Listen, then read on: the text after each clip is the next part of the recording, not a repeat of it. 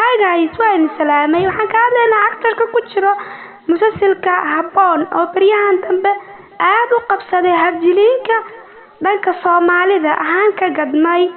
Actor-kan oo magaciisa ku jiraya Jamaal. Magaciisa saxda waxaa la dhahaa Cabdiweli Cumar. Cabdiweli Cumar wuxuu ku dhashay magaalada Muqdisho. Wuxuu ku barbaaray magaalada Muqdisho. Wuxuu wax ka dhameeyay magaalada Muqdisho. Wuxuu dhameeyay jaamacad. Waa jaamici bartay dhaqaalaha.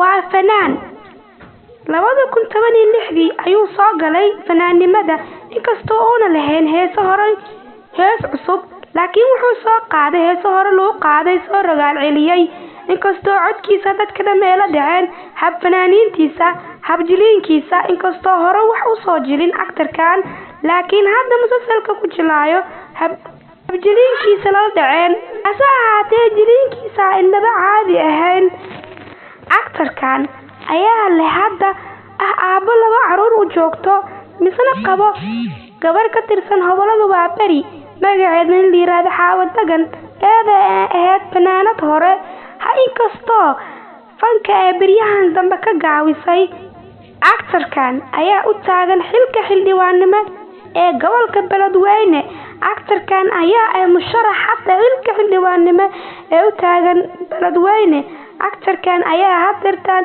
ka soo muuqday musalsalkaas lagu jeclaystay habjiliinkiisa inaba caadi ahayn actor-kan waa fanaan xildhibaan actor jilaay saddexdaba isku darsaday inaba caadi ahayn waa wiil da'yar hase ahaatee ka jecel nolosha inuu horumar ka gaaro haddii aad nagu cusub tahay channelkeena subscribe-ka hanaga ilmaada oo nojecta laagta haddii aad jeceshahay inaad ka soo hadalno actor-rada kale ee Habboon hoos comment nagu reeb subscribe-ka hanagu ilmaada laagtane naasa laagtane